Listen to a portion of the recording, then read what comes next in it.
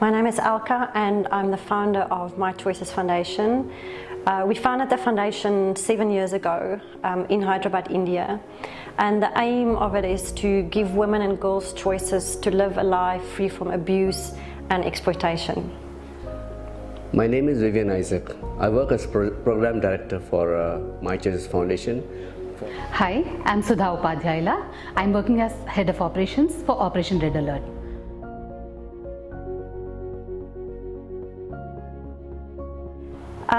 I think many of us have what we call a righteous anger, and for all of us it could be something different. For somebody it's the elderly, or it's global warming, and all causes that are dear to us and very important. For me, it's always been the injustice that women and specifically girls face in the world, and for them it's sometimes very difficult to speak up.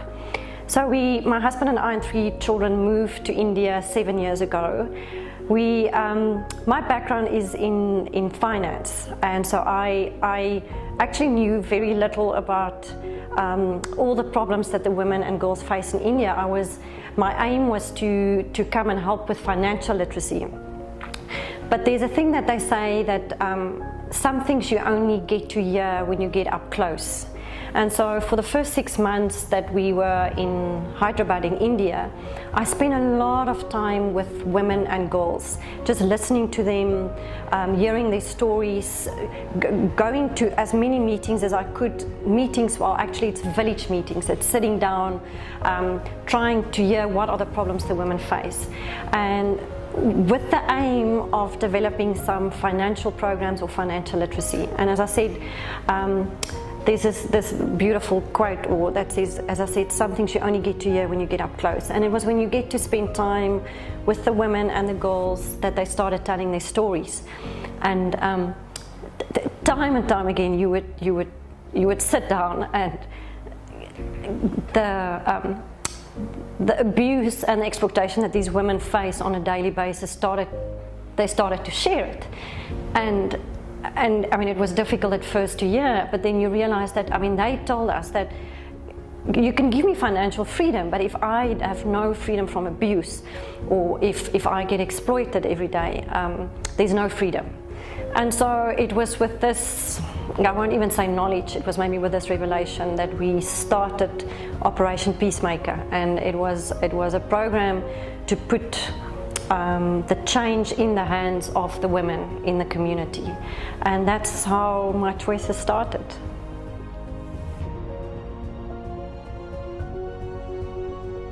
The topic of domestic violence and sex trafficking is not a comfortable topic.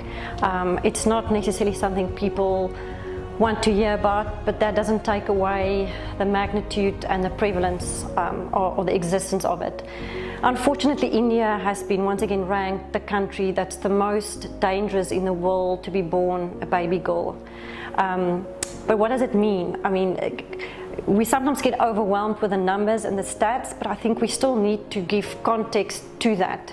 In India, almost close to 50% of married women face domestic violence.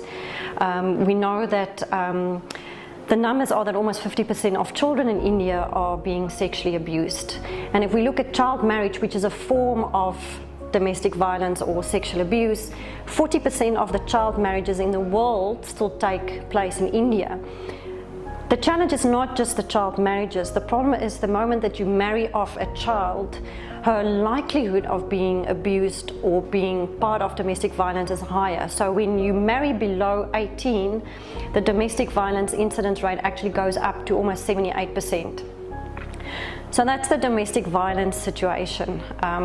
If we come to trafficking, and specifically sex trafficking, which is what we focus on and what we work with,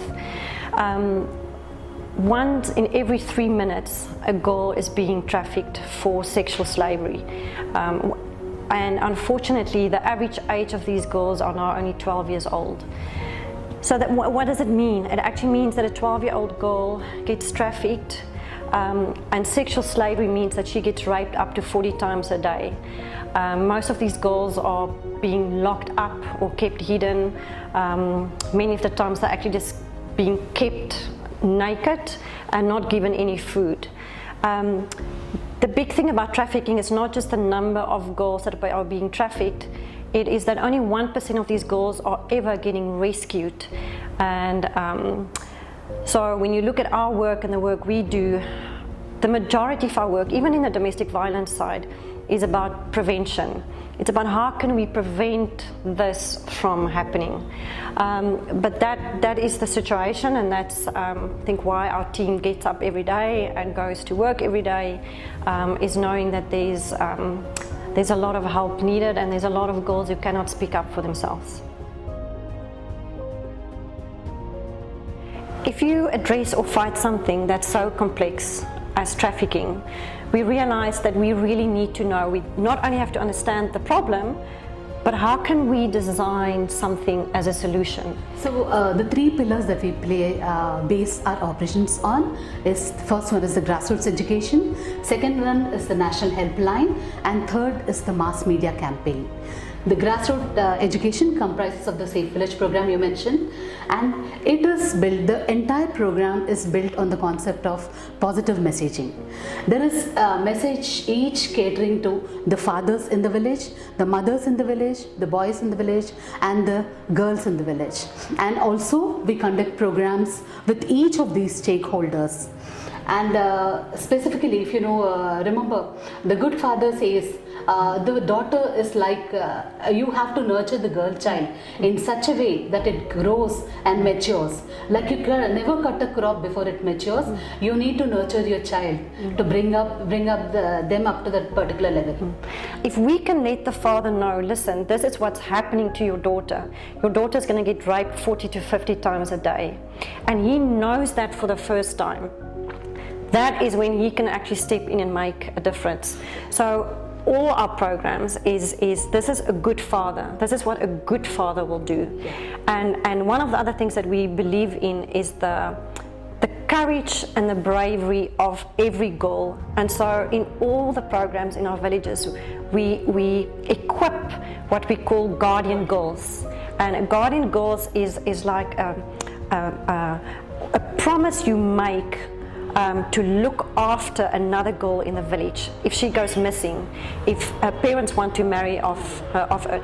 And all of this was based on the research we did, is how can we bring this message to the village, and that's our Safe Village program.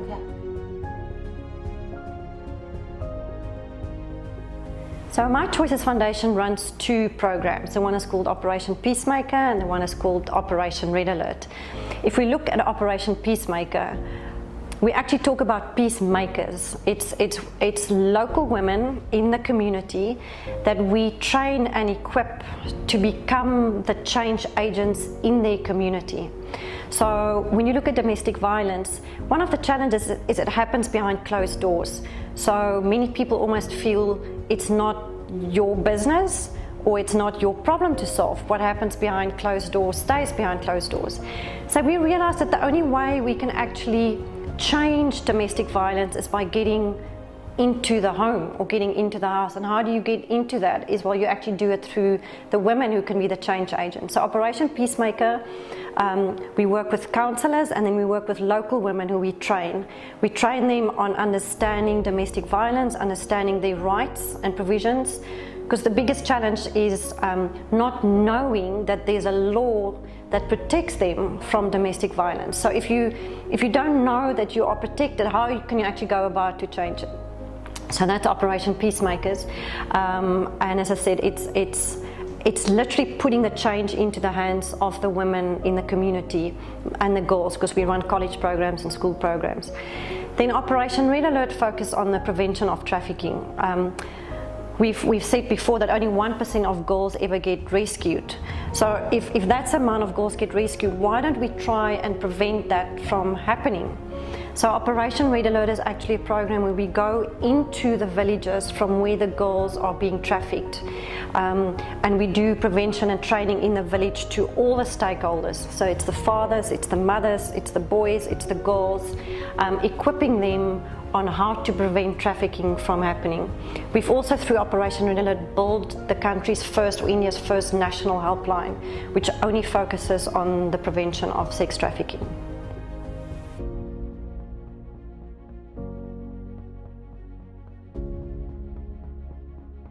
we refer to our counselors, we call them dragon slayers. And we say a dragon slayer is somebody that's able to wake up every day and despite of what they sometimes see, still able to love the world and to bring about change.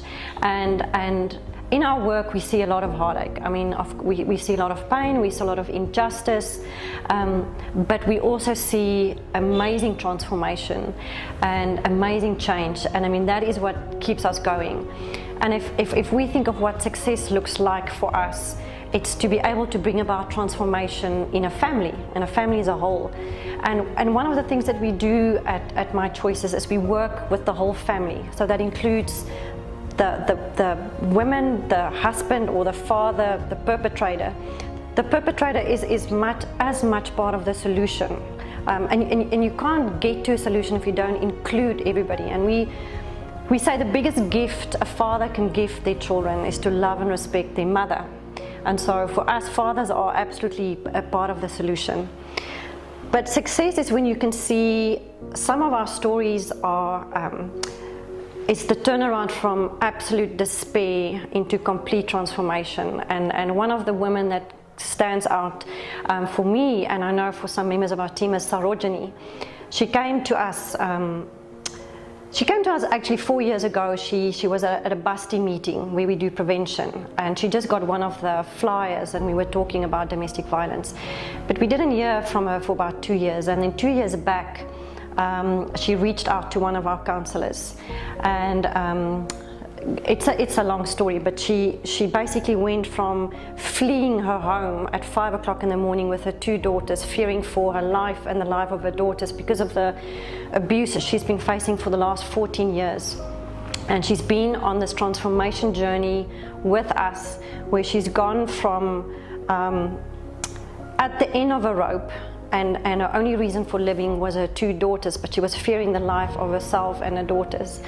And she's been with us, as I said, for the last 2 years, but she's gone from that to recently we've opened up a safe home, and that's something that we've wanted to do for a very long time. We have over 4,000 domestic violence cases that we deal with at Operation PeaceMaker, and we've opened a safe home, and the lady who's actually going to run the safe home is Sarojini, and not because we asked her to. She's been so integral of our journey that she said if ever one day we are in the position to give back to women a safe home the same way she was helped when she had to flee at 4 in the morning, she would like to be the person who runs that. So she's gone from fleeing for her life to now being the woman that actually not only just runs our safe home, she's looking after women who's in the same situation as she is. And for that is why we get up.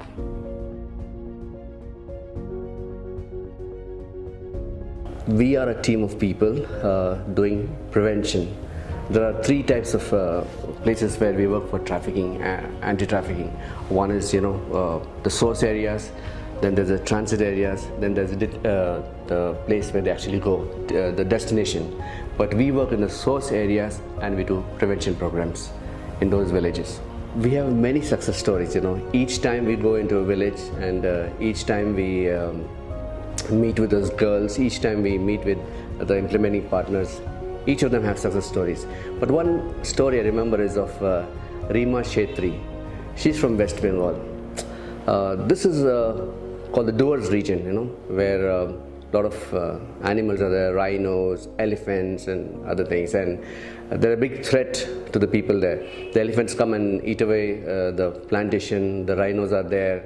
And during all these things happening, these are the predators we know about. But there are predators who are much more dangerous. Those people don't pounce on them, they don't wait for the victims, but actually lure them away with money, dreams and promises. And I'm talking of the traffickers. So Reema Shetri belongs to a place like that, And another problem she had was she didn't have a father, and she just had a mother. So we went into this village, and with the help of the local NGO, and we told them how precious it is to be safe, and how the traffickers actually do their work, how they come in the guise of employment or education or all these false promises. We told them this is how it happens. We did dramas there to show exactly how the traffickers work, how the parents act, how they are fooled. And all through this, Rima Shetri in the school sat through the program, and at the end of the day she came and told us, that she's so grateful that we have shown her, where she can protect herself. So in this program we taught about how we can be a good mother, a mother who knows about trafficking, will keep the daughter safe, a good father, a good boy and everything. But she caught on to that good mother, Then this is what I'll tell my mother, and she'll help me to be safe. She was so confident in a place where trafficking is the maximum in India.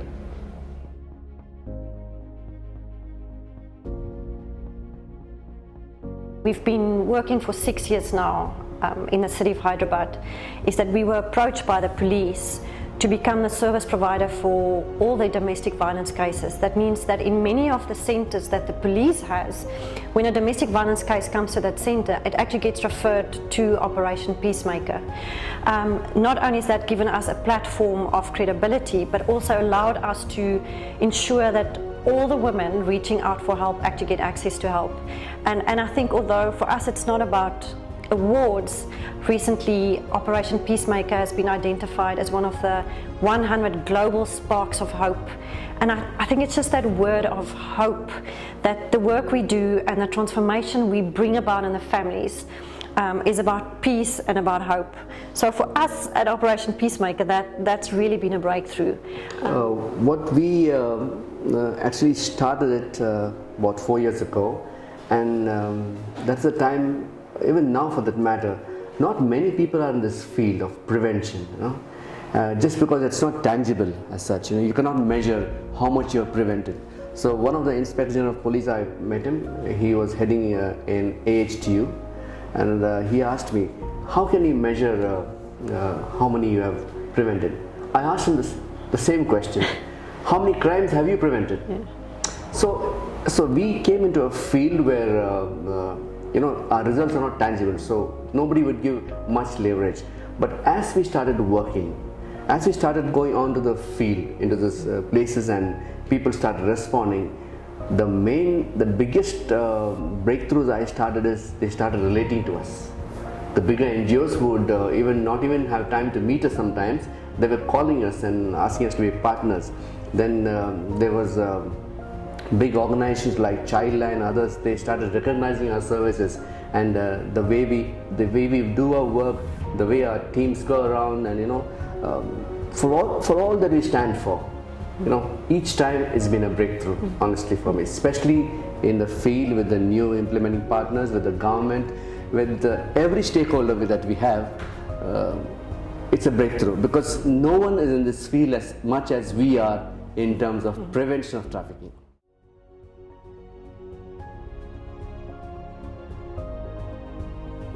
We take pride in the way we use data, and the reason for that is if you want to make a difference, or if you want to have the most impact you can with your available resources, you have to be clever about the way you do that. And especially in Operation Red Alert, where we work across India, across states, with almost close to 100 partners that we have to manage.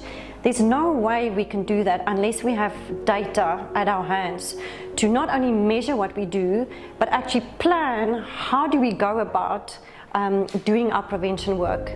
There are close to 660,000 villages in India. How do we make sure that we go to those villages where the girls are most at risk? The only way we can do that is if we use data and technology cleverly. And so the way we use data and technology has actually enabled us as an organization to scale. There's no way we could have scaled to the point, and I think in the time we have, if it wasn't for the fact that we have the ability through the system that Quantum has built for us to do our prevention work in such a way that we get to those villages where prevention is most needed. This journey has been filled with joy and grief, but it's been filled with so much courage and filled with so much hope for what is possible.